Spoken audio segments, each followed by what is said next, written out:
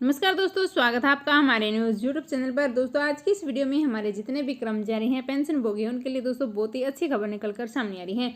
महंगाई भत्ता और महंगाई राहत के साथ 18 महीने के एरियर का भुगतान होगा। जी हाँ दोस्तों, लेटेस्ट अपडेट ये है कि आपका कब होगा उसी पर पूरी खबर निकलकर सामने आ रही है। दोस्तों बताया जा रहा है कि जो आपका जो महंगाई भत्ता है वो गणेश चतुर्थी उत्सव के दौरान दिया जाएगा।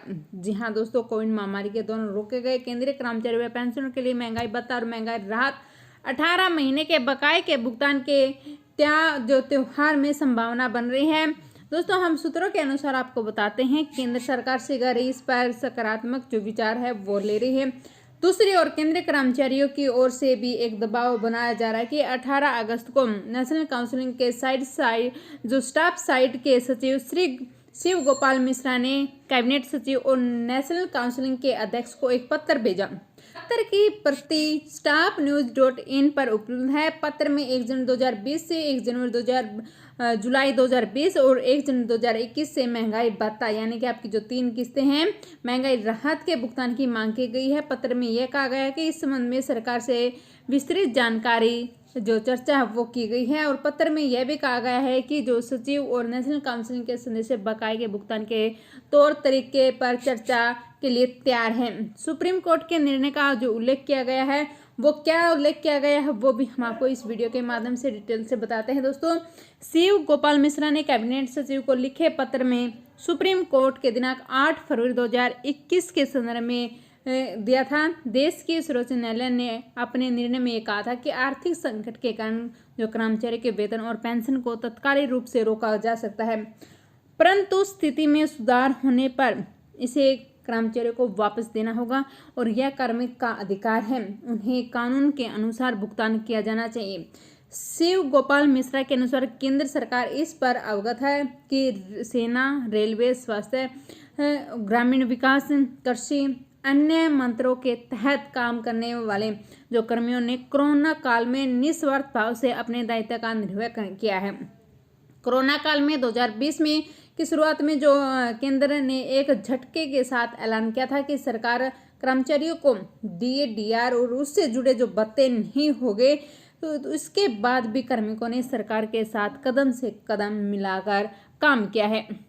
दोस्तों डीए, डीआर की बढ़ोतरी में रोकने से कोरोना काल में सेवानिवृत्ति और मारे गए कार्मिकों का हुआ नुकसान। कोरोना काल में सरकारी कर्मचारियों और पेंशन भोगियों को महंगाई भत्ता न मिलने पर महंगाई राहत के कारण जो कई तरह की आर्थिक दिक्कतों का सामना करना पड़ा और इस दौरान कई जो केंद्रीय कर्मचारी भी सेवानिवृत्त हुए थे और कुछ कर्मचारी और पेंशन भोगियों की भी मौत हुई। डीए व डीआर नहीं मिलने से उनको काफ़ी नुकसान हुआ। 1 जनवरी 2020 30 जून 2021 के बीच सेवानिवृत्त हुए ऐसे कर्मचारी ग्रेजुटी और अन्य भत्ते की भरपाई करना आवश्यक है। उन कर्मचारियों की कोई गलती नहीं थी, लेकिन फिर भी उन्हें निर्धारित आर्थिक लाभ से वंचित रखा गया। जेसीएम सदस्य श्री गोपाल सिंह कुमार का कहते हैं कि जो केंद्र सरकार ने कोविड-19 की आड़ में सरकारी कर्मचारी व पेंशन भोगियों के डीए-डीआर को रोक लगा दी थी। सभी जो कर्मचारी ने अपनी जिम्मेवारी बेखूबी निभाई है और इन कर्मचारियों ने एक दिन का वेतन पीएम केयर फंड में जमा कराया था। सरकार ने तब जो श्रमिकों को 11% डीए का भुगतान को रोककर 40,000 करोड़ रुपए की बचत की थी। जी हाँ दोस्तों, डीए बकाये का जो एक मुक्त भुगतान करने की सलाह। कर्मचारी संघ ने 18 महीने से लंबित जो कर्मचारी हैं केंद्रीय कर्मचारी के डीए एरियर के भुगतान को लेकर केंद्र सरकार का कोई विकल्प सुलझाए थे और इसमें जो बकाया का एक मुक्त भुगतान भी शामिल था। इतना ही नहीं, केंद्रीय कर्मचारी के पक्ष में जो सचिव शिव गोपाल मिश्रा व अन्य सदस्यों में भी सरकार को बकाया की जो समस्या के बारे में बताया।